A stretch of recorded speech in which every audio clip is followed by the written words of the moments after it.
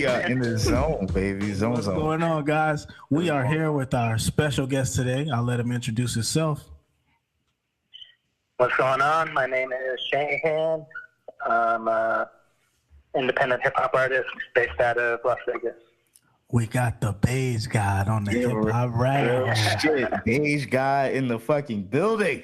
This is amazing. I'm feeling real good. I'm feeling good. 5 episodes in 5 episodes. Episode 5 here, people. You know what I'm saying? It got a dope independent artist here with us. This what's up. Right. This feels good. I feel legitimately good. Me. Yeah. You were one of the first artists to follow us, so I felt like it would only be right to have you as our first special guest and artist on our podcast. Yeah. Oh man, dope. So, yes, sir. I mean, I want to get right to it, man. Like, I heavily fucked with the Boyfriend EP. I think it was fucking dope. I think it was a dope concept, and I think it was a dope take on masculinity. You know what I'm saying? And how that's like defined today. So I think it's a dope project. But I guess I'm just curious, man. How did you get into rap? What started it for you? Yeah. So when I was in middle school, me and my best friend at the time, we listened to a lot of rap. Mm-hmm. And we just, like 2001, Dr. Dre's 2001 just came out. And so one day he comes to school and he's like, hey, I wrote a rap song. And I was like, oh, that's so cool. He goes, yeah, you should do it with me. I was like, I don't think so. That is it. That's not my bad, guy. Ain't my lane, son. Right. It's like, okay, I know, Eminem is out there, but it wasn't, like, it was just so different at the time. Like, mm-hmm. It was still a big deal that Eminem was a thing. Yeah. And so originally I didn't think it was a good idea. And then he was like, no, we'll do a group, we'll be in a duo or whatever. I was like, okay. So then he stopped like a couple years later because he didn't really like rap anymore. And I kept trying to put it down. Oh, way to back out, buddy. Right. I don't think I've ever seen the thing that I'm gonna quit in a few years. Yeah, like just leading you in. Yeah. But yeah, I kept like trying to put it down over the years, and I just can't stay away from it. It's always come back to me. So yeah. That's dope, man. Yo, hold on. Like, to your friend though, like, I don't think I've ever seen someone like rap and they just say, nah. Like, does you still fuck with it all together, or do you just say, I'm just gonna stop rapping? But does he still like rap? Does he still like hip hop? I mean, there's certain artists that he likes. Yeah. But I think the landscape, as far as radio and everything, is really starting to change. Yeah. And it seemed like things were becoming a lot more poppy, and he just wasn't into it. Okay. I guess we're hip hop. Yeah. He should come on back. I think it's pretty good these days. Dude, I've tried to get him to like, yo, you need to start rapping again, and like, yeah. Because he was really dope, but it's just, I don't know. I don't think it's in him anymore. I dig it, man. So thanks to radio for killing his dreams. That's horrible. Goddamn bro. Yeah. Oh man. Right. Let me stop. But that's what's up. Oh, go ahead, Reg. I'm gonna go ahead and be honest. The reason why I followed you and then listened to your EP was the choker you had on. in the album yourself, Shahan. Yo, this is interesting. I gotta check this out. Right? It reminded me of Slade from South Park. Oh my God. Mr. Slave. Mr. Slave from South Park. But I digress. Yeah, so what was the reasoning behind the choker and the chain? I mean, it's kind of a few things. One, sorry if I'm like talking slow, by the way. I can hear myself, so it's kind of distracting. No, that's cool. But, take your time, bro. So one thing, I think it's sort of symbolic of feeling like I'm being controlled by things outside of myself.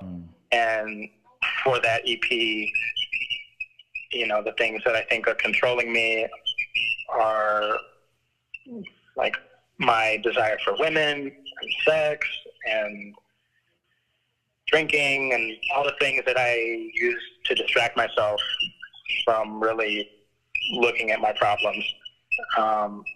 So that's one. And to be on a leash, it's a very vulnerable position. And I knew that the EP was going to be a really vulnerable piece of work. So I felt like it was going to be something different. Like I didn't want it to look like a hip-hop project necessarily as far as the cover art. I always try and take advantage of the visual aspects of projects. So I had the idea and it just kind of worked. Word. Because I dig that. Because it seems like one of the, just from listening to the project, it seems like one of the outside forces that you talked about. It seems like from a broken heart. You know what I'm saying? You know, from like, and like you kind of, you know, you spoke about like, you know, how men, you know, like we have tender hearts too. And then, you know, you also talked about, you know, like a desire to like love foolishly again. And I think it's important to talk about those things because, like men are emotional. Like men have emotions, you know. It's like I think we always try to put up this tough guy facade to make it look like, well, we're invulnerable or like, yo, we can't be hurt. But like, you know, I heard something. I think Steve Harvey said it a while ago. He was comparing like how men and women bounce back from heartbreak. And, you know, they talk about like how women, you know, are kind of like rubber bands. Like you stretch them, but you know they come back in place. You know, you drop a rubber band, it's not going to break. It's just going to bounce a little bit, but it'll still be intact. But they compare men to bricks. It's like you throw us off the top of a building, we ain't bouncing, we shatter. Like we shattered. Yeah. And then even if you put us back together, it don't look the same. Like right? It's not the same. But yeah, I just think it's I just think it's dope how you kind of painted that picture in that first song, the first track, Boyfriend. Thank you. Yeah. Yeah, that song was kind of inspired by this situation I had with this woman, and we were sleeping together. And, you know, there's this thing I think as a man where your ego tells you that like sex is always a good idea. And the more sex you have or the better at sex you are, like the more of a man you are. But I started to realize that I was feeling really empty after having sex. Mm-hmm. And that I was hurting people, even though they told me that they wouldn't get hurt. And we were both being completely honest with each other. And I was trying to take every precaution to not hurt these people. But you still hurt people. You just can't avoid it. So that's kind of what inspired that song, and just really sitting myself down and looking at myself and being like, okay, even if I want certain things in the moment, are they really good for me? And what do I really want? Right. That's good, man. Yeah, it's a challenge, especially in hip hop, because we're only shown one image of men and what men are supposed to be. Yeah. And I'm very, you know, I'm an emotional guy. Right. I'm a very sensitive guy, so it comes out in the music, you know, one way or another. I think it's dope, and like you talked about with what hip hop portrays a lot, like you'd be surprised. I was thinking about it, and I was just actually talking to a guy earlier today. He was, giving me some of his music to listen to, and we just got on a conversation. I talked about the importance of like the message of hip hop and how like my ears is changing a bit. And it's because I realized, a lot of the messaging, a lot of the lessons that you learn in life, a lot of people are just learning that from hip hop. It's that from the music they're digesting because good artists, I think they're able to put your like emotions or those things you really don't understand. They're able to put it into words for you. And like if it's constantly, the macho narrative, if it's constantly the womanizer narrative, it's like for some people that's all they're learning about because hip hop is their go-to. So we have artists like yourself that are bringing different concepts to the table and also talking about different narratives that are true narratives. That I think that's real. And I just want to like it segue to your second track, "Beautiful People." There was a little verse you said in there. It's like sometimes I wish I was a woman. You know what I'm saying? But you went to go explain that on the track. But I kind of want you to speak to that. Like, what do you mean by that statement? So, oftentimes, and I don't know if I'm, like if other men experience this, but when I see a beautiful woman, I'm just like out at the store or even online, like on Instagram or whatever. I'm just like, damn, I will never be as beautiful as that person. There's nothing I can do as a man to have that much beauty. Or if you watch women dance, they just look so free in the way that they move and the way they express themselves that way. You never see men move with that much freedom or grace. We're always moving with cubes. We're like way more right. Men dance like cubes. Dance like cubes. Yo, that's kind of real though. Like pop locking is so rigid and cubic in nature. We look like cubes when we dance. So rough. Right. Yeah. Yo, cause oh my bad. Go ahead, James. Let me cut you off. Cause I was gonna say on some shit. I think men want to be beautiful just as bad as women do, yo. Yeah. Like they will call it that, but real shit. Like I said when we were trying to get on this thing, I had got for my birthday. A friend of mine and his girlfriend had got me like these face masks. I told them I'm trying to do a little more and taking care of my skin. You know what I'm saying? So, and I'm like, yo, why am I doing this? Why do I care so much, about like my appearance and taking care of myself? It's because like niggas ascribe to a certain level of beauty too that they want to achieve. Like, everybody out here trying to be beautiful, man. Yeah, beauty is valued. Yeah. Right. So, yeah, that's just kind of what the song's about, and talking about how,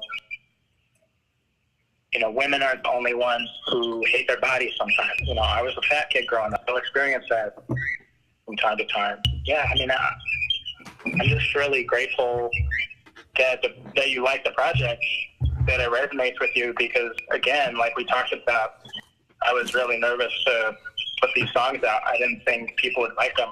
I thought they were like too personal. Yo, and I kind of want to ask about that, like as far as like an artist putting out art, because I'm not gonna lie. Before me and Reggie got started with the podcast and we recorded the first episode, I felt like apprehensive because I just wanted it to be perfect and I wanted the rollout to be perfect. But then I realized like you just got to do it. So.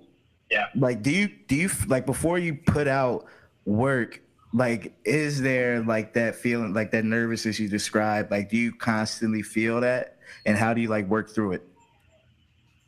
Oh, all the time. Like, it's very rare when I have moments where I hear some of my stuff and I'm like, fuck, that goes hard.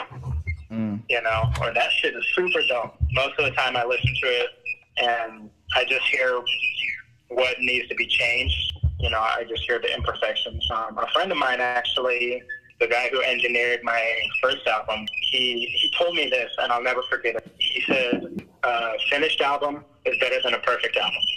So I always just try to keep that in mind. Yo, my neighbors upstairs, this little boy be playing Fortnite, and I think he be getting fucked up on there, yo, because he be smacking. Slamming the controller down. Yo, I just he literally stomps, he screams at like fucking 3 a.m. Yeah, I almost wanted to tell his mom, yo. He probably be like the last one. Like he about to win. He screams like the people from Us. He screamed like the people from like the Tethered from This Is Us, yo. Oh, like he literally, son, is wild, B. It's wild. So if you're listening to this still on our podcast, the Hip Hop Rabbit Hole, episode 5, with our special guest, the Beige God, Shahan. We had some technical difficulties. We had some major feedback coming through, so we wanted to cut and maybe see if we sound better. Yeah, and Shahan is here, and I guess he sounds good. I guess we can say testing now. Testing. Testing. Well, it's some feedback, but I'm willing to let it ride just for a little bit longer. I feel like Kodak Black has something to do with this, yo. He probably do. Kodak Indigo. Shoot, he's not black no more. Kodak Indigo. He's probably hacking our podcast because we had some things to say about him last week. Glass got something to do with it. Cause I was on the podcast that week, and they was talking about me like, and I said we need to change the subject. I'm finna walk out. Yo, your Kodak is immaculate, son. Yo, it is immaculate. It's the Southern draw. I told you, fam. We're gonna do a whole episode, and I'm gonna interview Kodak. I can't do no whole episode like that. No, you're gonna be Kodak Indigo for the entire episode. I cannot do that. Oh my gosh. Yeah, man. All right. I would lose like 2 brain cells doing that joint. Good shit. Yeah, I feel like we talk. I feel like we got a lot of shit out about Shahan and his project. Yeah, I feel like we got. I enjoyed that.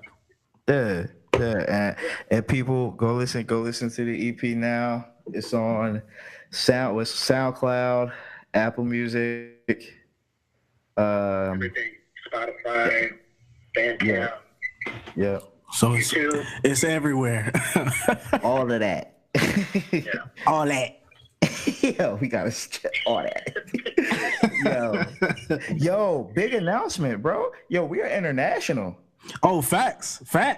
Yo, facts. what were the countries that we've been streamed in? We everywhere. Hold on, let me pull this up. Shay, you see that? You on some international shit, buddy? Okay. So we are streamed in. I gotta find my words. I got it right here. You want to say it or can? Yeah, I got you. We are available. First of all, we're available on YouTube, SoundCloud, and Apple Podcasts. Yes. And we are streamed in Canada, St. Kitts, Russia, the UK, and Puerto Rico. Hey. That's insane to me. Yo, it really is. It's a win. It's a win. Like we're doing something. We're pushing this goddamn content. You know what I'm saying? That's a win. We're international.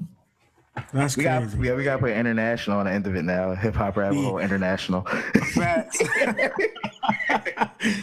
It's like some weird trucking company.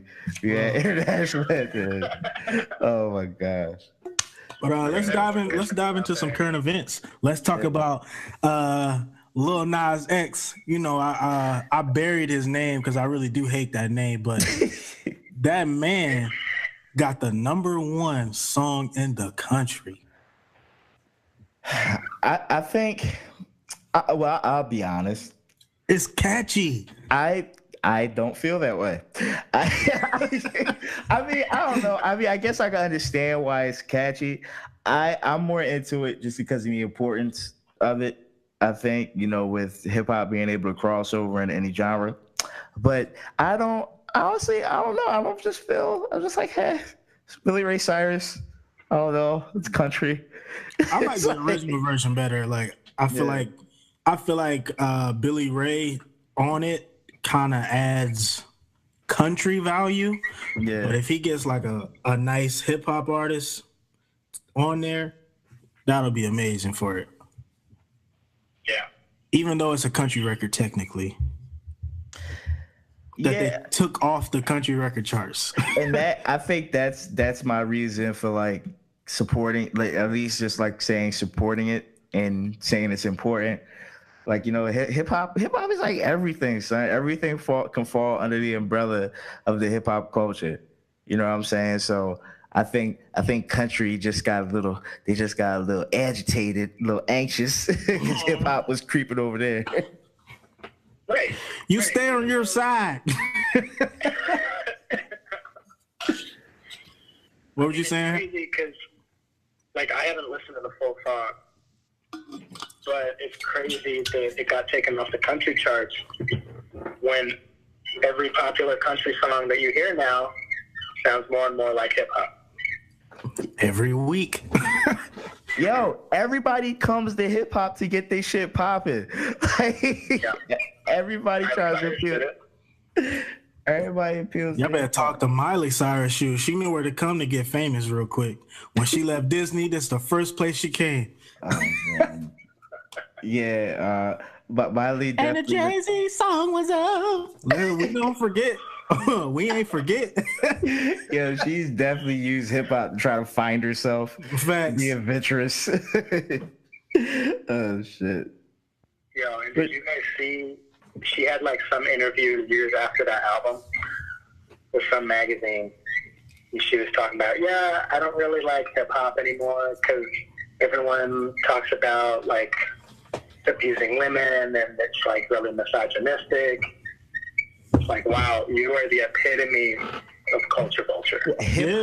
Hip hop doesn't like you, Miley Cyrus. Okay, you don't need to take your shit. Okay? That's because she almost got waxed that MVP, that MTV show when Miley was hosting and Nicki Minaj was like, "Yo, I heard you was talking that cash. So what's up?" And she was like, "Oh, you know, they try to stir up stuff in the media. Don't get caught up, Nicki." Yo, Nicki won't have it. She ain't want no smoke. Got waxed in public. You want no smoke from Chun-Li? What are you talking about? Yeah. Yo, speaking of culture vulture, did you hear about this this Drake thing with this UK rapper Wiley or UK artist Wiley? No. Yeah, apparent. So, you know, Drake had finished up his residency at the O2 London. You know, he finished up his residency there, and pretty much dude just came out and said, "Yo, like, nah, he's just appropriating the UK rap culture." Yeah, and he came out on some like like with his like Jamaican with the Jamaican UK shit, and he was just really coming at it. He said, "Nah, man," he said, "Listen, I come to bring balance to this, you know." But Drake pretty much he did have something to say back. You know, he was just talking about like he doesn't really understand what culture vulture means in this instance. Like he said, culture vulture would say that. Like, what does that even mean? I don't even know what that means. Yeah. But he's just saying like, am I a vulture because I just like the music and I see some young creative people and I'm trying to put them on? I guess if he's profiting on it, I guess in definition that's a culture vulture, but is it though? Like you just like an artist, you try to put them on. I don't know. He stole Soldier Boy's cadence, so I wouldn't put it past him to, Listen, man, Soldier Boy got to show up for a show, okay? I saw that shit out there. He got to show up for a fucking show and stop fucking violating probation. Like, hey, get your life.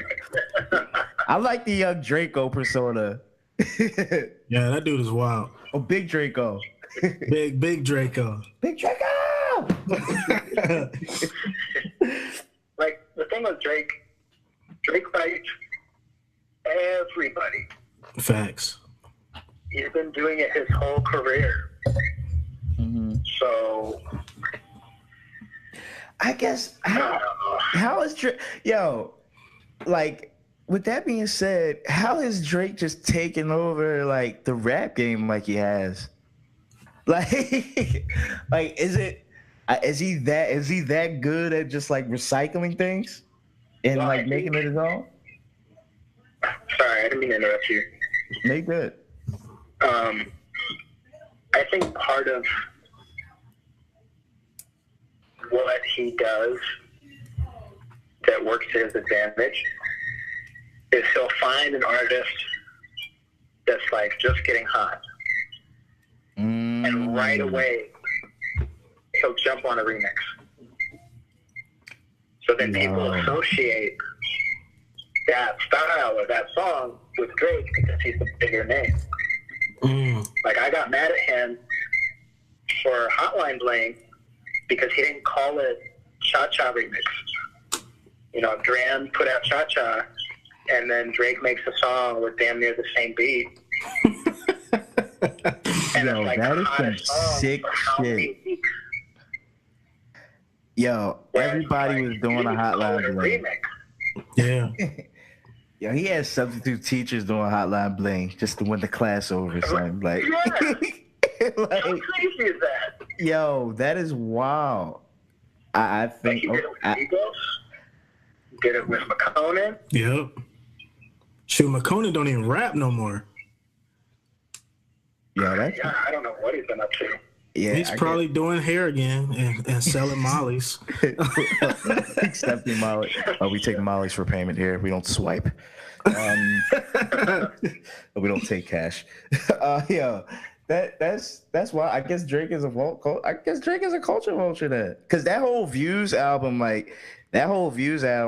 got me into like the whole Gigs and Skepta kind of catalog a little bit, like in listening to them. But yeah, I guess you kind of think of it as Drake though. You know what I'm saying? Because that's where I first heard it. Yo, that's wild. Drake out here being light skinned, man. He been light skinned. But I'm still a dark nigga. I'm a wig splitter. I know. That joint was hard though. It ain't better than anything Pusha T put out. I'm just saying. Pusha T is the GOAT. Yo, Pusha T did win that lyrical exchange. Period. Like, I don't even think people listen to the Drake album because of how waxed he was in that rap battle. Yo, so I say it all the time. Like, I feel like that album was supposed to make you forget about Pusha. Like, and it surely did not. And no, I was like, up Daytona, Andy Don. Like, no, like, he ain't won. He waxed Drake. I don't care what nobody say. Pusha T, he won that whole entire exchange from album release to the beef to what we talk about now. Like, nobody even talked about. I know I didn't talk about. I don't even remember what the last album name was. What is it, like Scorpion or Scorpio or something like that? Yeah, it was Scorpion. I don't remember anything from that project except for it was too long. I mean, I guess Nonstop, that's what did it for me. Yeah. That was on that project, right? Nonstop? That was on Scorpion. Yeah. I guess. Yeah. That's because I just bang with that verse, because I am a lighter shade, but I'm still a dark nigga though. Don't try me.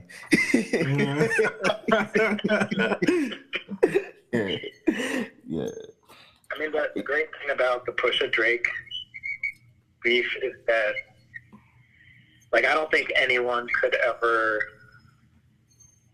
dethrone Drake, but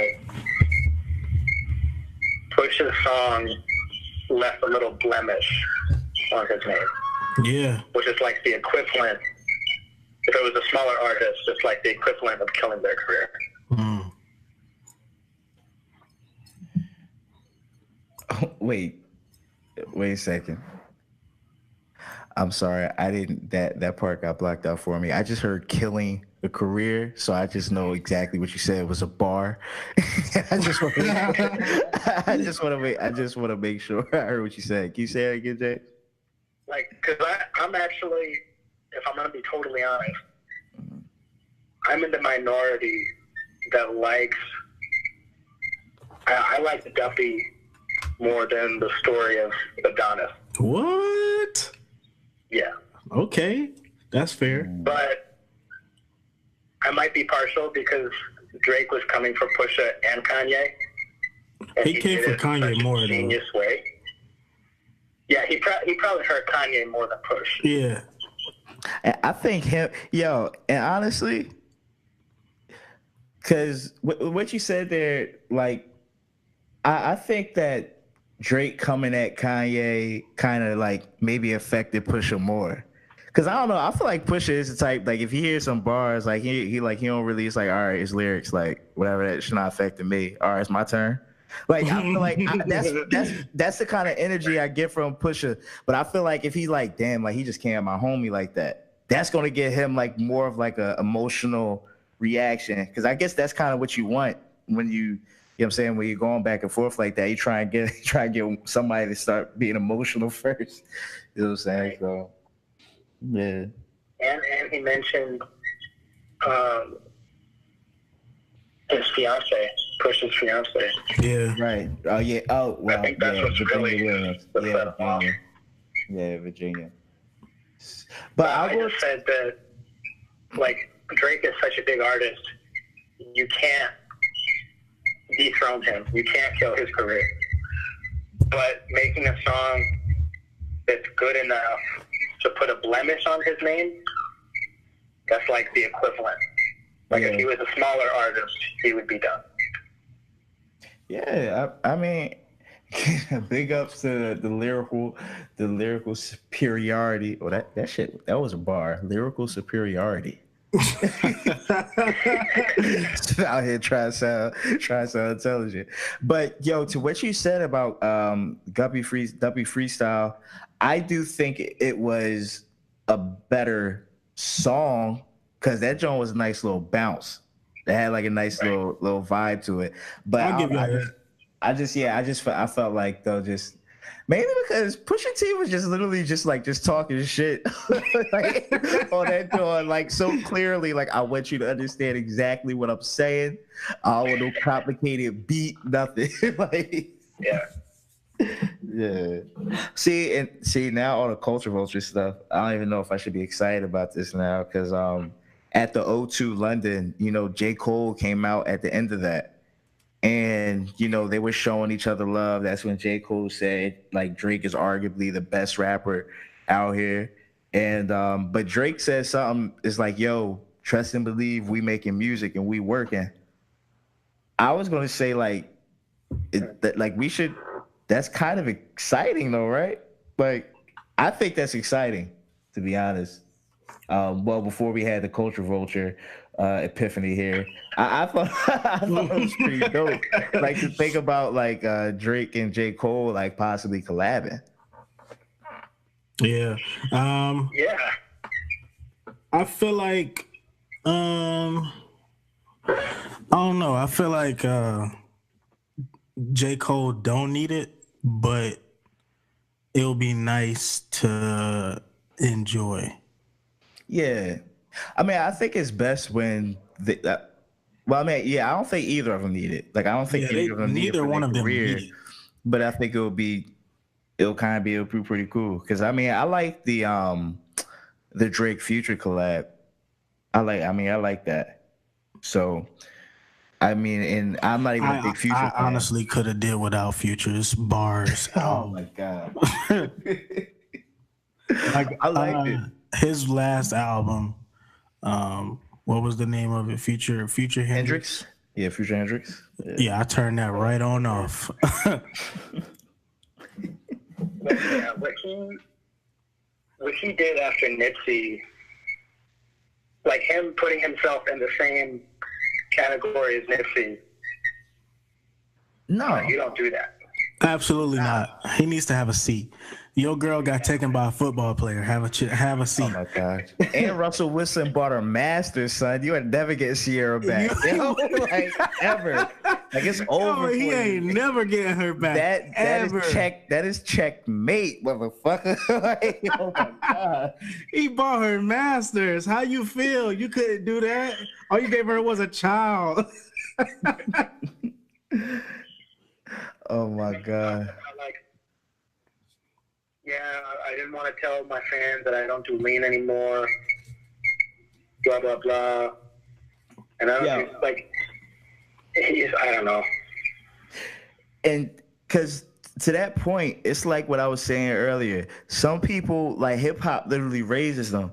Man, if you figure out lean isn't good for you and it's fucking your insides up, tell your listeners that too. They want to learn. Like they learned from you it was lit. They should learn from you that it's not.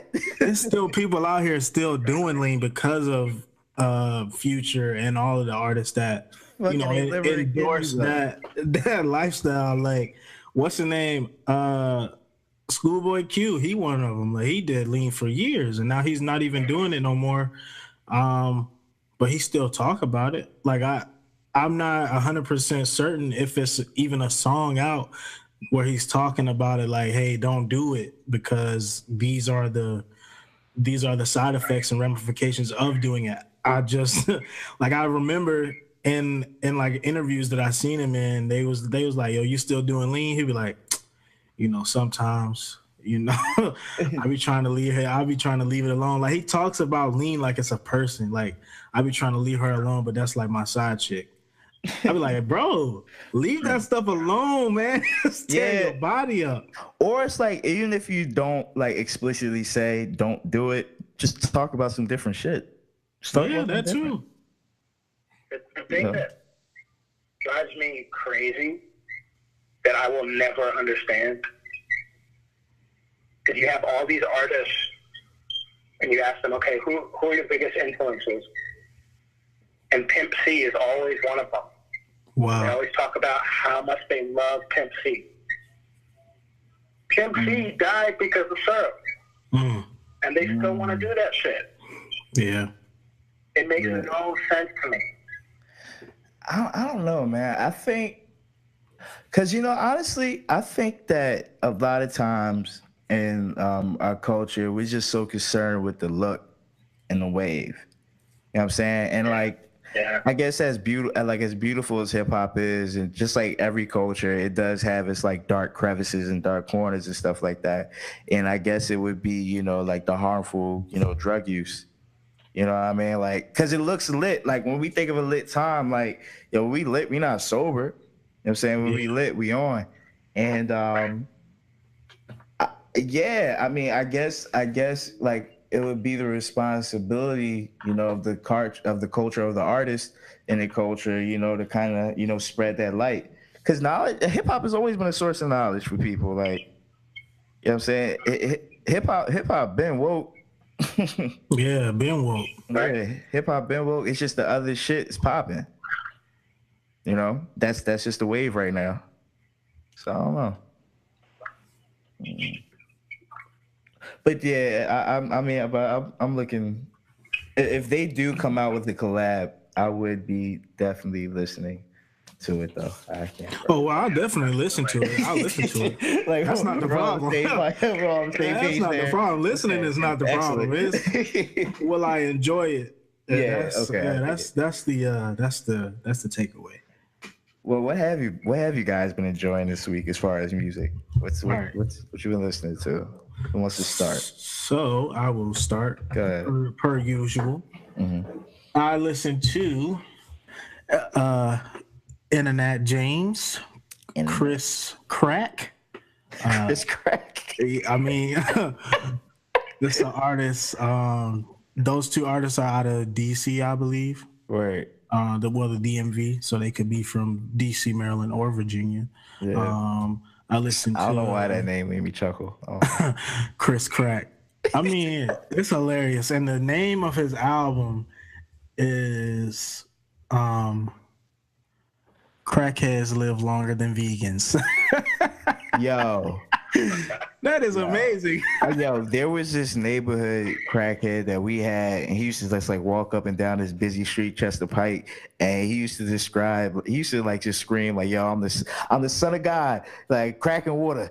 That's all I need, cracking water. I'm the son of God. That's all I need." I was like, "Damn, son." He be getting it with his headphones on and big suits. I don't know, but yeah, that's crazy. And so this other artist I listened to this week is No Name.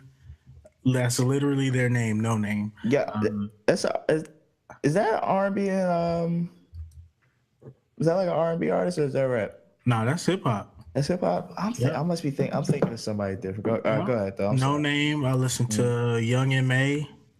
She dropped a single this week. From what I saw, I listened to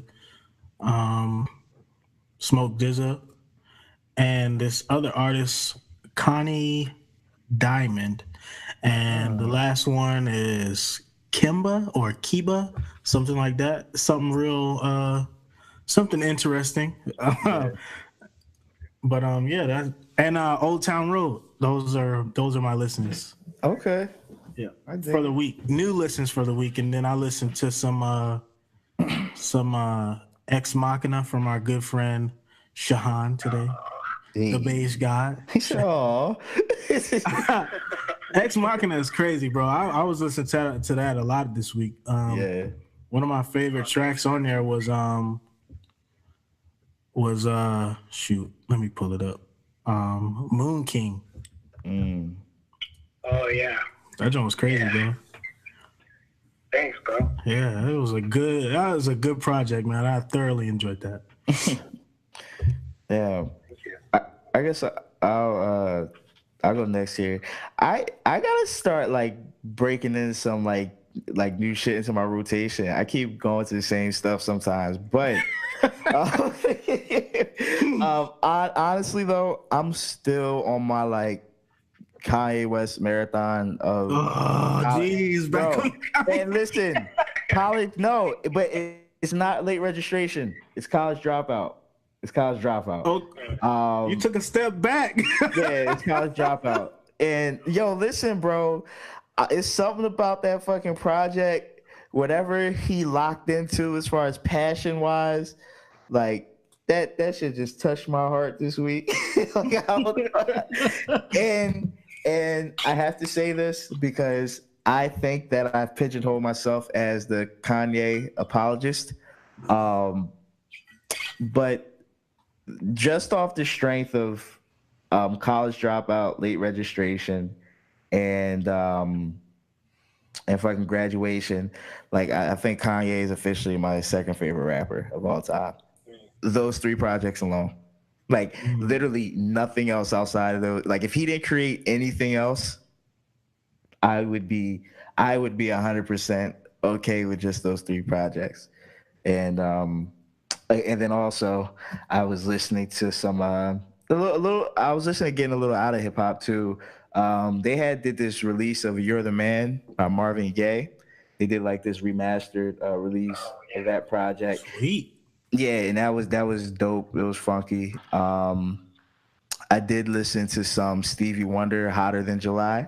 That was good, master jamming. And then I was Anderson .Paak Ventura. I've been bumping that since Friday, Friday all the way until today. Like the return of soul that I wanted to hear from him. Since I heard that like Malibu project, this is everything I wanted, literally. So that's what I've been That's what Andre gave him a lengthy verse on "Come Home" too. Yeah, it was nice. It was nice, and it was an unorthodox flow. You know, I had to really take some time listen to it, but I loved it, man. I just love the fact that Anderson .Paak shows that you can like love D'Angelo and G Unit. You know what I'm saying? Like it's a spectrum here, people. You know what I'm saying? Like I like that he brings that to the table. He's definitely one of those like the diverse artists we say. I guess he'd be a triple threat if he ever gets on the screen. Threat. Yeah, but he's dope. My favorite track on that album is a song called Winner's Circle. That's my favorite track on that. I was listening to that a lot. Yeah, and I like the Layla Hathaway track too. Reaching Too Much. Layla Hathaway, her voice is phenomenal. I like the Brandy feature. The Brandy feature was really nice. Yeah, I mean, he can't get damn, he got Brandy on there? Yeah, he got Brandy on there. Man, Andre 3K, Smokey Robinson, Brandy, Layla Hathaway, Nate Dogg, this other chick named Sonya. He got Nate Dogg singing. Yeah. Yes, Sonya Elise, Jasmine Sullivan. I forgot she was on it. Yeah. It's nice a dope, features. It's a dope project. Oh man, but what you been listening to? Yeah. Honestly, I've been trying to listen to hip hop less and less. Okay. Because I don't know if I should say this, but speak your truth. Like I'm feeling inspired to start working on another project. Sweet. Mm-hmm. So I don't want to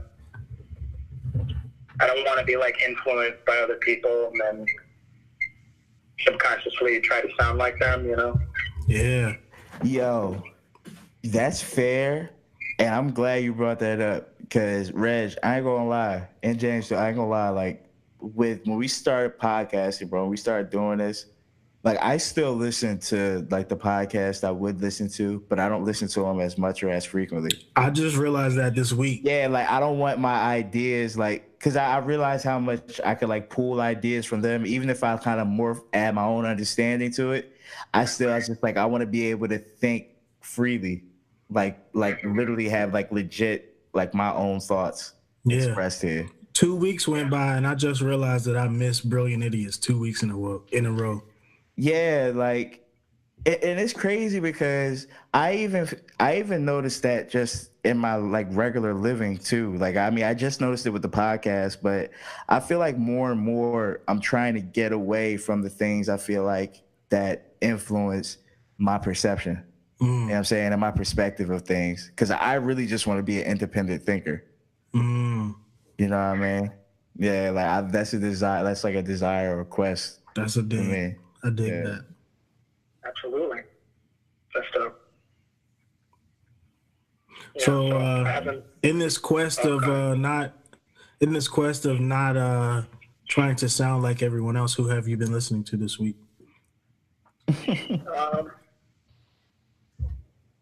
I have been playing some Nipsey because Victory Lap was. Yeah. I mean, that was on rotation like since it came out. Yeah. Yeah. And just trying to remind myself of that message and of the importance of spending time creating and doing what I want to do. You know, I'm not just giving my time away at work. But other than that, just like gym playlists, Black Sabbath. Ooh. Okay. Now you're speaking my language, buddy. Now we're talking. Black Sabbath. I found a playlist on Google Play. It's called like Epic Scores or something like that. And it's really good for the gym because it kind of sounds like superhero music. I dig that. Mm-hmm. Yeah, so just kind of jumping around. Yeah. Well, the only other hip hop album I've been bumping lately is by my guy Quelle Chris. Oh, shoot. That's my guy. She made him explode. I've never made you that excited, Reg.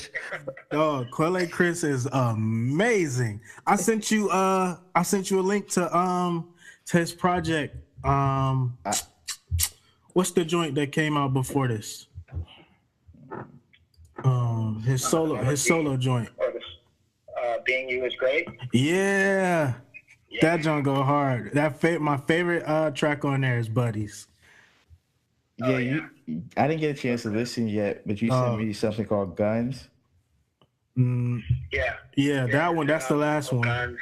All right, Quelle Chris. Him and I, we're actually friends. We've known each other for years. Yeah, you got a feature with him. I forgot to bring that up. Yeah, so he, I did a feature on his album, Shotgun Sleek Rifle. Sheesh. And back then, I was going by the name Machine. Hey. So that's how I come up on the track list. But yeah, he produced Moon King. What? Ex Machina. Sick. Yeah, so he's... Yo, y'all can't see this, but I got a big smile on my face. We need the visual. Yeah, he's just, like I legit found him on like it was like Apple Music, and he came up in like my new artist playlist or new music playlist, and I was like, yo, this dude is nice. Yeah. So I kind of just went and added the whole album, and I came back to it later, and I was like, yo, where is the rest of this music at? Because I need it. All right, I gotta stop playing it. I think I'm probably definitely gonna listen to her before the night's over. Oh. I want to join in on the excitement. That dude is nice. Word.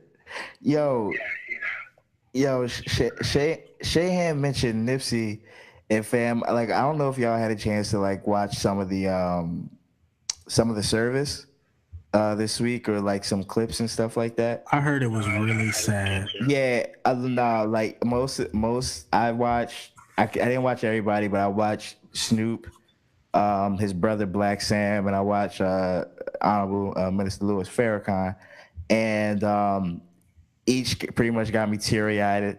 But there was this particular story Black Sam was telling about Nip, where he was saying how Nip built a computer. And that was the computer he used to record his first song. And like when he described that story to me, I literally just like I sat back, I was a little bit introspective, and I said, yo, I'm lazy as shit.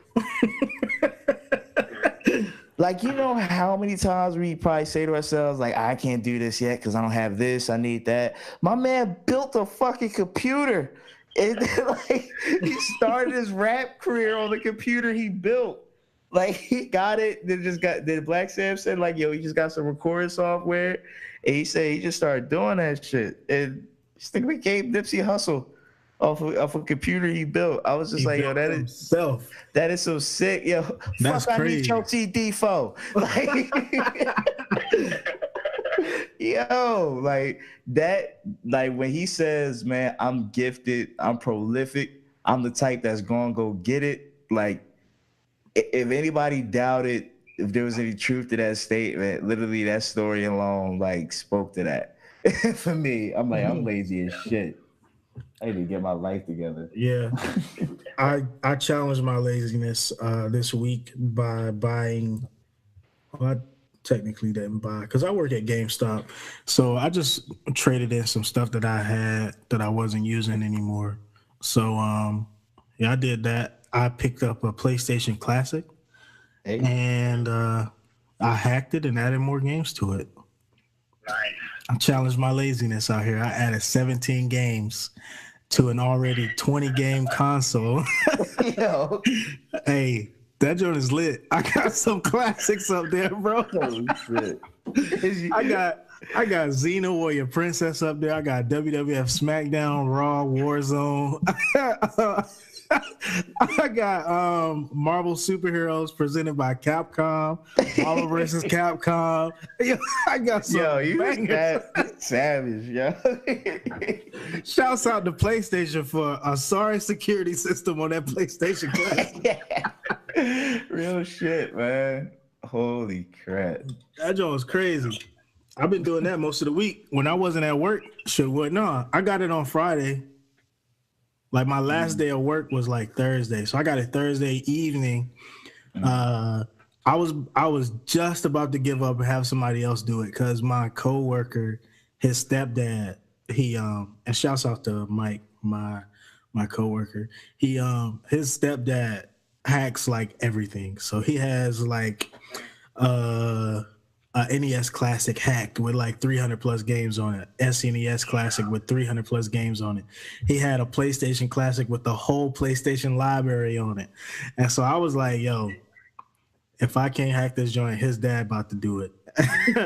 And then the next morning, like I was just sitting there, I was like, yo, I can do this junk, man. It ain't even that hard. So I just plugged it up to my computer, and then everything just flowed nicely like it was supposed to, unlike the night previous. Like I was up till like 2:00 in the morning trying to copy files and erase files and all of that, trying to get all my stuff on this one PlayStation Classic. But the next morning I woke up, I was like, yo, I can do this. This is not this hard. This security is lame on this PlayStation Classic. So I hooked it up to my computer, and then, everything started flowing nicely. And now I got 17 games, and I can add what I want to it as long as the files are supported on there. There's nothing that I can't put on there. Oh man, I guess shit. How did I challenge my laziness? I'm thinking about trying to. Damn, I don't know if I should say this. I don't want to oust myself. Oh God. I'll save that comment. I'm sorry, listeners. I even started a thought, and then I just thought about it for a second. I want to show my hand. Well, that is hilarious. One thing I am going to do though, because like I always talk about how I want to get in the gym and how I hate going to the gym after work because I just want to go home. So I think tomorrow, what's this, Sunday? So Monday morning, I'm going to go to the gym in the morning before work. Well, good luck with that, bud. I'm gonna try to make it happen, man. Get this discipline in my life, son. So we see what happens. That's how I challenged my laziness this week too. I got back in the gym. Like I used to go consistently, like every day, 4 days a week. And I got sick. The doctor put me on bed rest, and she said I couldn't go to the gym anymore until my body, was better. And it's better now. I went one day, and my body was all jacked up and sore. And so I was like, you know what? We're going to skip a day and we're going to go the next day. So I went back. And so I went 2 days last week. So I'm going to start going 3 days a week until May. And then I'm going to hop back into it like 4 days a week consistently, probably around mid-May, maybe the end of May. But yeah. Trying to get this body together. I dig it, man. Yeah, I'm supposed to go to Puerto Rico in October, so I'm trying to get right. Try to get right. Man. Showing off. Yeah, Sam had the guns out, son. For real. Trying to look like I did in high school. I already see I'm gonna be that old head, like always talk about what he was. Cause when I was back in my day. That's sad, bro. Don't do that to yourself. Back in my day, shit, y'all little motherfuckers don't know nothing. Y'all don't know nothing. Y'all young whippersnappers don't know nothing. Wet behind the ears. Look at you. Oh, you know about that whole country road. Yeah, what y'all know about that? Y'all wasn't even there. Y'all wasn't even there. He said you was still in my ball sack when that phone came out, man. Oh, that's crazy. I got you. Yeah, it trips me out thinking about, like, am I gonna be in a retirement home, and we're gonna, like, is our nostalgic music gonna be fucking trap shit? Yo, That's nuts. inevitably that is going to. Or do you think like the trap niggas gonna get older and just be like, yo, that shit we was doing, son, like that shit was kind of whack. Like, do you think that could happen? Like they just have come to a realization. I feel like most of the artists that do it Mm. are not going to have that realization because they're so derivative of the person next to them. Mm. Like, everyone has Lil in front of their name. I was just saying that last week. And the dude who did, Old Country Road, like, nothing against him, and I'm glad the song is doing well. But his name is Lil Nas X. So that's from, like, DMX, Nas, and Lil Wayne. You just took, like... I was literally saying the exact same thing last week. Yeah. Yeah. So, yeah, it's just... If you're not, because they're not coming out the gate with, like, okay, this is who I want to be, this is what I want to sound like. They're just like, oh, what's poppin'? How do I do that and make it as easy as possible for myself? Yeah, because to that point, and I mean, we did bring it up last week, but we didn't announce why. Like, 'cause we brought up Offset, and Offset, what he said is that pretty much a Cardi B is a reason like female rappers exist. He tried to clean it up, but that was his like blanket statement. And I'm like, if you have done an ounce of study, if that thought even came into your mind, you wouldn't have voiced it. Like because your mind, like, she's the reason why rappers like, oh wait, no, like all the other rappers before her. like that's a simple thought. And like you said, like you're just going by what's hot. What's the easiest way to do it? How can I get the music out there? Like, I think you can tell and listen to a project where a person is like well versed, because you got to really put some thought in the lyricism. Like, just get some inspiration from somebody. Like, yeah, I just think that there's a total like disregard for like study and like learning the culture. It's a complete disregard for that. Yeah. A lot of people, I feel like, don't realize that it is a culture and that it has a history. And granted, like, there's still a lot of stuff that I could brush up on too, but I want to know the history. I want to go back, and you should have that passion if you're going to participate in the culture.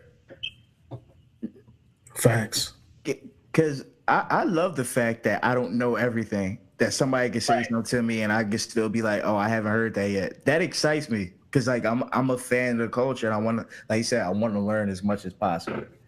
So. Not to bury Joe, but this week, so we're boning up for our episode. Supposed to be next week. We might have to reschedule, but so we're boning up on our years of hip hop. My year is 95. Our guest, his year is 98, and my year is not my year, but Joe's year is 92. Yeah. So I told Joe, I said, "Yo, bro, the Mecca and the Soul Brother came out in that year, and a lot of other party records." And Joe was like, "Bro, I don't even know what Mecca and Soul Brother is." I said, "Bro, it's Pete Rock and CL Smooth." Listen, bro, I was honest. Like, I don't know what you're talking about. No, I appreciate the honesty, but I was low key hurt. I mean, I know who Pete Rock and CL Smooth is. That was the name of the album. And that same album has they reminisce on it. Oh man, that's I might have to. Classic. That song is amazing. And it was like, I mentioned the album and I was like, I was waiting on him to be like, yo, it did. And he was like, yo, son, I don't even know what that is. Listen, man, Like, I'm speaking my truth, son. All right, yo, speak your truth. It's a lot of shit I don't know. It's a lot of stuff. Truth and live your honesty, bro. It's a lot of stuff I don't know. Because I can be honest in saying too, like my palette just really expanded like it has over the past 2-3 years. That's fair. Like, cause a lot of my, like, I guess we just call it backpack rap. Like, that's a lot of what I was like into. Like, that's why like Common is my favorite rapper of all time. So that should like paint the picture of what my palette was like coming up. But I mean, to this point now, it's like I will really listen to everything. Like, whether I like it or I don't like it, I'm going to listen to everything. But yeah, man, I didn't know. Because that's not because the music I have my reasons for why I picked 92 that I'm not going to discuss now, but I have my reasons. God damn it. Fair okay. Like 90, I got my reasons. But the Chronic did come out at the end of 92. Yeah. And to my bias, Common, Penny for Your Thoughts came out in 92. That's true. That's true too. Rump Shaker came out in 92 as well. Classic party record. 2 Live Crew, baby.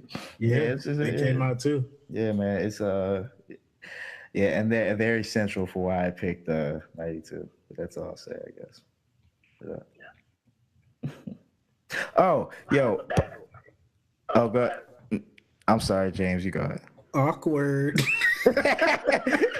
Yo, they used to say "gay baby" at these points, but I don't think we can say that anymore. So I'm not going to say that. I'm just saying we used to say that. I'm not like that's what we used to say. Gay baby? What does that even mean? Like awkward moment, a gay baby was just. But it's a bad joke of poor taste. You can't say it anymore. That is horrible. You can't say it anymore. Oh please, Reg. Oh please. Yeah, I'm very inappropriate.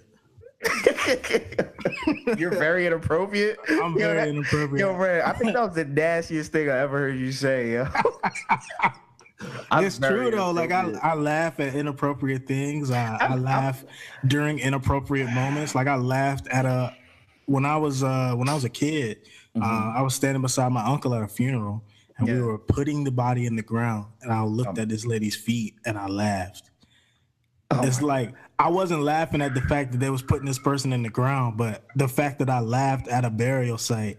Everybody looked at me like I was like the worst person in the world. Yeah, yeah. I think we all had them jaws we shouldn't laugh. Like I remember one time my papa, rest in power, he fell really slow, kind of like how Kevin Hart described it, like really slow. Like, and he didn't hurt himself bad, so I didn't feel bad. But my initial reaction was kind of like a little chuckle, trying to hold it in. And then like, hey, Papa, I'm good. All right, but listen, hey man, it happens. It happens. Oh my God. But nah, anybody that knows me personally knows that I am super inappropriate. Yeah. But I was just having a conversation. Like, I think that's the best. Like when you're able to find, I think the best comedy is where you're able to find those funny moments and those serious moments. Like I don't know. I feel like that's the part of the art of it. Like this is something that's crazy. It's dire. It's so serious. But I found some funny shit, and I would tell all y'all. Yeah. I think that's really it. Because they say, well, like you either laugh or you cry. Yeah, it's just another way to deal with things. Yeah, like one of my favorite comedians is Bill Burr, just because of his utter disdain for society. like I love it. Everything's. I think my favorite comedian, since we're talking about favorite comedians, my favorite comedian is Jamie Foxx. Yo, that dude can make me laugh, and it can be something from 30 years ago. This is the man that introduced instant AIDS to us, yo. Like that shit. That was a classic. Anyway. Yo, we gotta chill. Yo, big up to Kofi Kingston. So we gotta stop. That was a classic stand-up, man. Yo, and then when he was doing this shit where it's like he had Jesse Jackson and Louis Farrakhan fighting, yo, like arguing with each other. He said, Jesse, I cannot believe you would talk to me like that. I will come out of this bow tie.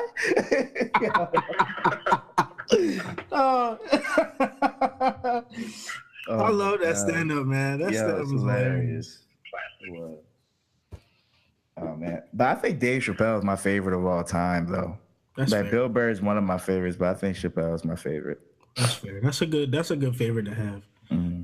I lack the ability to pick a favorite in any category, really, because I find myself being well versed in like anything that I enjoy. I kind of find myself to be well versed in that that kind of subject.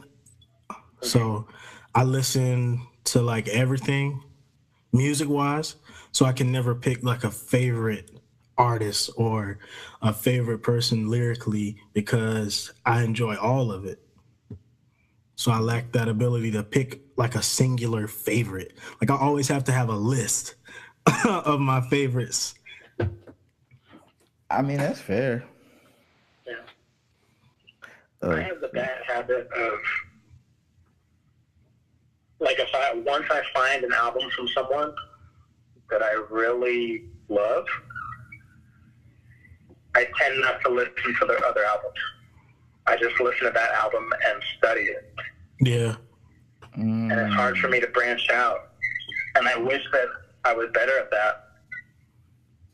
But I don't know. There's just certain projects that it's like, okay, this is the one. I don't need anything else. Yeah. This is the one, bud. Yo, I kind of feel like that about Rapper Go to the League, that last 2 Chainz album. Because I wasn't a real big 2 Chainz fans before that came out this year. And a combination of his interviews, it's just be like, Angie, Angie, like all that stuff, like his interviews and that album. I tried to listen to the other stuff, like the shit with the Pink Trap House on and all that. I just couldn't really get Trap into was it. A good album though, for real. I just couldn't get into it, man. I'm a big Pusha fan, not Pusha. I'm a big 2 Chainz fan because he makes me laugh. Like his lyrics legitimately make me laugh. No bitch. Titty boy. Yo, one of his lyrics said, I showed up to a party and this dude said, this is my girl. I had to tell that nigga mine too. And I was like, shit, you out here wilding. Yeah. I still think by far he has the best verse on Mercy. Oh, of course. Like, that one verse like made that song. Like everybody waits for the end of that song to like go crazy. Yeah. Oh man. Yeah, that 2 Chainz is definitely a artist who I feel like his style, he's sort of kind of reaching that conscious trap. Because he speaks on some interesting things too. It's evolution, man, and that's all I'm talking about. Like, and he's never denounced like the trap or nothing like that, but he is just talking about different shit. Yeah. Like I'm at a different stage in my life. I'm not doing a lot of the same shit I used to do. Let me tell y'all about these investments. Let me tell y'all about what's going on. You know what I'm saying? The shit he talks about on Rap or Go to the League, like I had respect for him before, but when I listened to that album, I was like, fuck, he's getting real. Facts. Yo, he said in one of the verses on there, like he sold his mama, like he sold his mom drugs. You know what I'm saying? And it was a level of vulnerability on that album that was just crazy. Like, I don't know. It's his 444. Most definitely. Yeah. Most definitely. Yeah, I feel that. And I think that's a good look for artists because, I think a lot of them, like when Jay put out Blueprint 3, I feel like it was a missed opportunity. I feel like he was trying to appeal to the younger audience still. Yeah. But the thing is, A, you're Jay-Z, you don't need to do that. People will buy it regardless. Yeah. And B, like your fan base is growing with you. Mm-hmm. And as long as you can remember that, like then you're going to connect with them when you put out a 444 and you're talking about, Sean Carter. Yeah. As opposed to just Jay-Z. Yeah, like I'm giving you $1 million worth of game for $9.99. Yeah, and like, cause Jay-Z, and we always come back to Jay-Z. Jay-Z is yet proving himself again to be Thanos, setting the universe straight. Facts. Setting the universe straight, like literally, like no pun intended, the blueprint to how to grow up in hip hop. like literally the blueprint, like just showing you how it's done. And honestly, the second track, I can't think of the name of the track. No, Threat. I'm a Threat. Yeah, the second track where he talked about like the beat so hard that Jay could get on it. I really did feel like that was fitting for a Jay feature, like that second song. Mm-hmm. Yeah, I'm a threat. It probably is a Jay-Z feature out there. We're just never gonna hear it, probably. I mean, I was watching his interviews though, like for his rollout, and I don't think so. Like, cause he was just kind of talking about, cause in the record he always kind of talks about how like he feel like he's not given the credit he's deserved, and I think him not having a Jay-Z feature and how long he's been in the game, and then like you see like Meek Mill gets the feature, you know what I'm saying, for West Free, and like you're working with all these other artists, like what's up with me, man? It's 2 Chainz, baby, it's Titty Boy, like what's up? Yeah, that's fair. Know? And Jay-Z's known to like not like artists too. Like it wasn't until it wasn't until like I want to say Big Sean was on a song with Jay-Z, and then that's when Jay-Z was like, "Oh, this guy's kind of good." Like, so you just been ignoring this dude for years, like. Yeah, like for I didn't know who you were for years. Yo, son, I didn't know who you was. I didn't know who you were for years. I just found out. Your name's Shahan, just like me. That's probably the reason why he ended up liking Big Sean too. Yeah. His name's Shahan too? AP. He ready, B? Oh shit. Man. Impressions are on point tonight. Oh, appreciate it, bro. Yo, we should do a Jigga Kodak special. Yeah. I'm telling you, bro, I cannot do that Kodak for long, bro. I think Kodak that I'm sorry. Man, what is you saying though? Like, cause I'm in New York right now, but I got to get back to Florida, cause just don't come to Marcy, Brooklyn, ever. I'm about to pull up in there and walk out. I'll turn your Dumbo into a Dumbo. Look at him, Dumbo. Oh my God. Yo, speaking of Dumbo, I have never not wanted to see a movie so bad. I ain't watching that shit. Exactly. I'm not watching Dumbo. Yo, I tell people all the time, like my childhood memories of John Claude Van Damme, fucking Bloodsport, Lionheart. Like that's my memories. I didn't really like Disney movies like that. I saw Dumbo as a kid, but like I can miss Dumbo. The live action film, I can miss that. I mean, I wasn't impressed by the cartoon film, so I'm even more unimpressed by a live action elephant. Like his ears can make him fly. I don't care about none of that. Oh my God, that's so uninteresting, unrealistic. But I'm ready to walk into a theater with Aladdin. That was one of my favorites. Lion King. I'm ready to walk up in there. I'm ready to be emotional when Mufasa die again. Okay. Yeah, I don't like the feeling of uncontrollable emotion, yo. I don't like that feeling. I don't like it. I already know I'm about to be emotional when Mufasa die. Like I'm about to watch a real lion die this time, and I know I'm not ready. Yo, what if what if like a ram comes in there and like or a llama or whatever, or it's cram like Tony Baker. Cram. Oh man, I thought these were some sausages, man. Some lions down here, man. This what you wanted, huh? Cram. Oh shit! She's like, "Fuck out here, Simba." Cram. Oh, that's wild. Oh my gosh, that'll be fun. And hopefully everyone listening to this has seen The Lion King. If you haven't seen The Lion King, then sorry. Like, Yeah. But it's kind of It's been 20 plus years since Lion King came out. right. If you ain't seen Lion King, you was deaf, dead, or mute by now. oh shit. I'm sorry. Yeah, It can't be one single person in the world who has never seen Lion King. Listen, You either had to just not be alive, or it just got to be something. If you that movie dropped in like 95, if you ain't seen it, I'm sorry. If you ain't seen Lion King, your ugly ass need to walk out. Walk out. That's wild. Like I know babies that seen Lion King. Like, I'm sorry, that's wild. Lion King, like you had to have seen Lion King.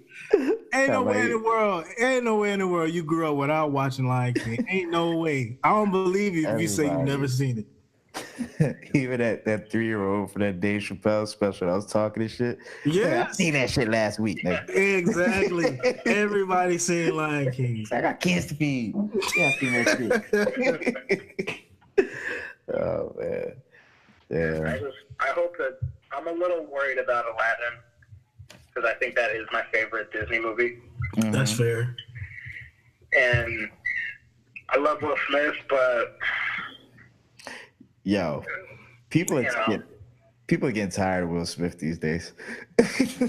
I don't know. I love Will Smith, especially Instagram Will Smith. That man is amazing. Jumping out of airplanes, writing songs for his son, so he can be featured on his songs. Like that joint is crazy. I don't know, man. And I already did stand up or something like that. Like he called Chappelle to like. It's a part of his bucket list. So he's just doing like random stuff on his bucket list. It's like part of his partnership with Facebook. You know what? I'm just hating. That's all I'm doing. That's fair. I feel like everybody's meeting Will Smith except me. Like regular people on Instagram just get to meet Will Smith. Man.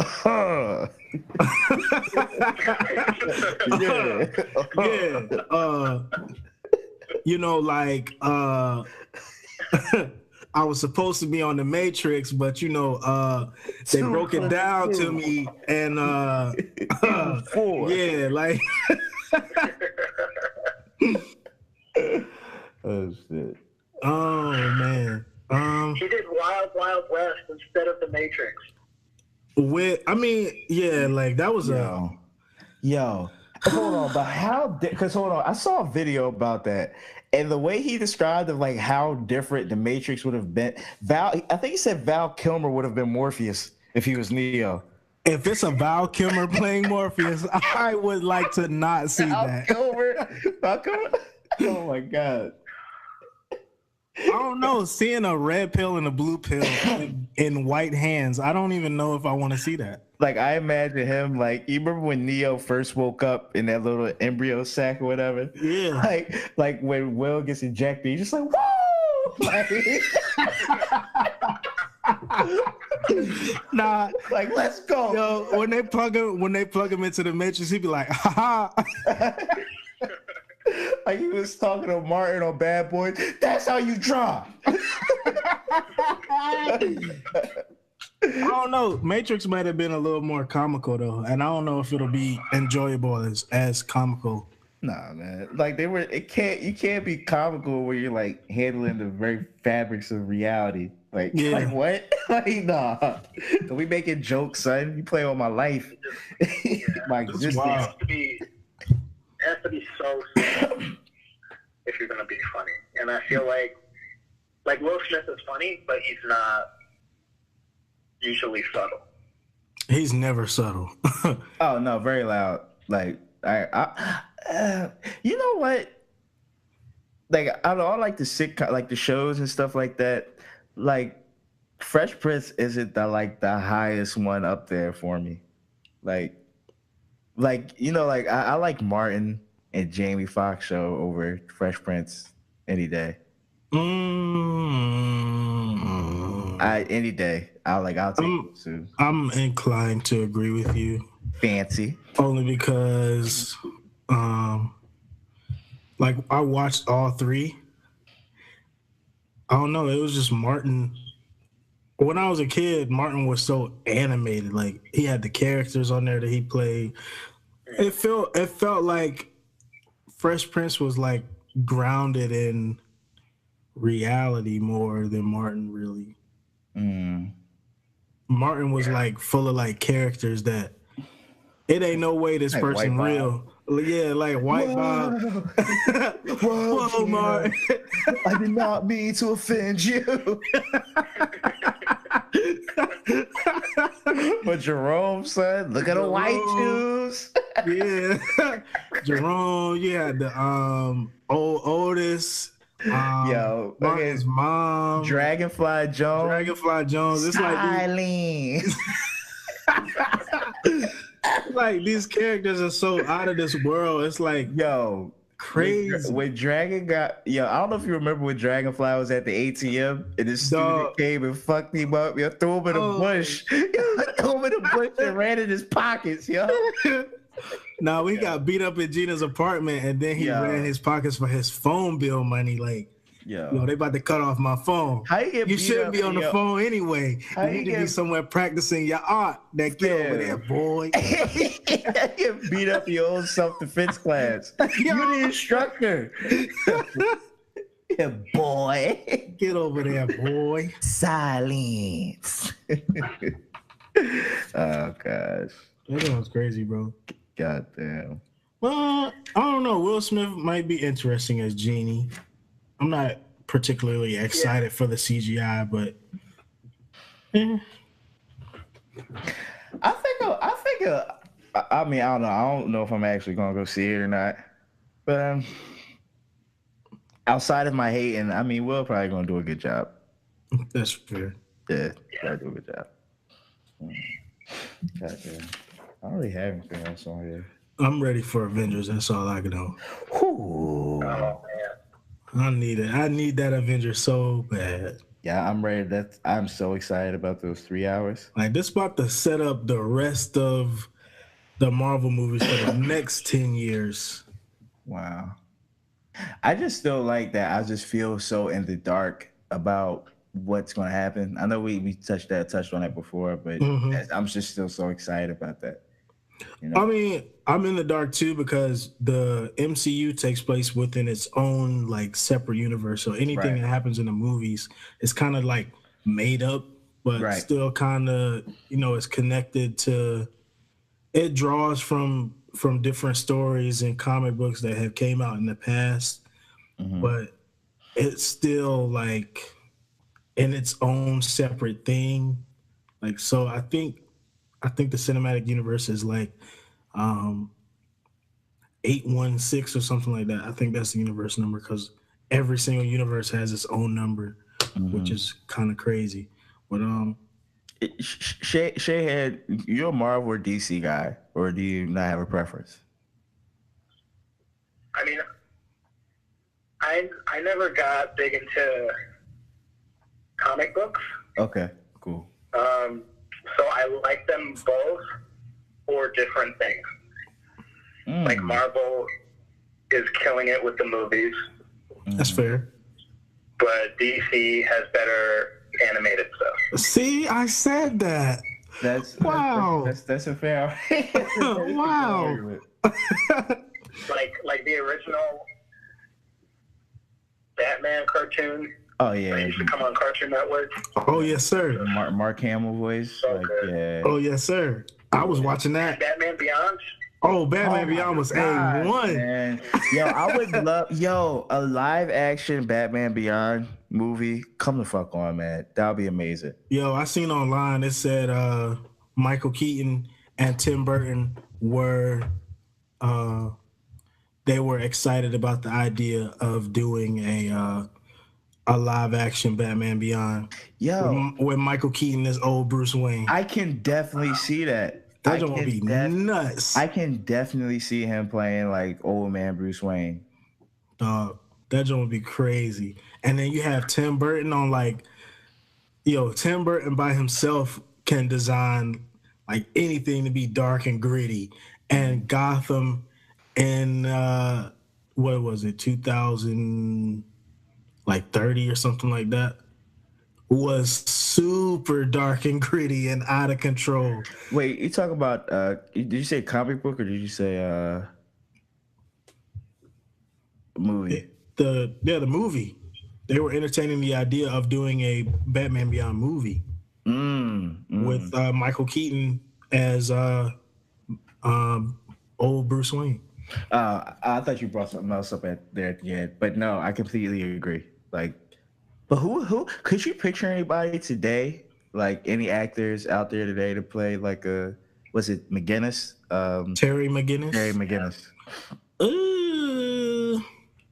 I don't know. I can't think of anybody offhand.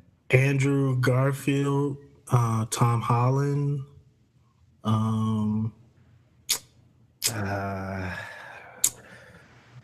That's it. That's my list. Like, yeah, I don't know. I don't know any like those grown ass men that look like teenagers. Zac Efron. He could be a nice Terry McGinnis.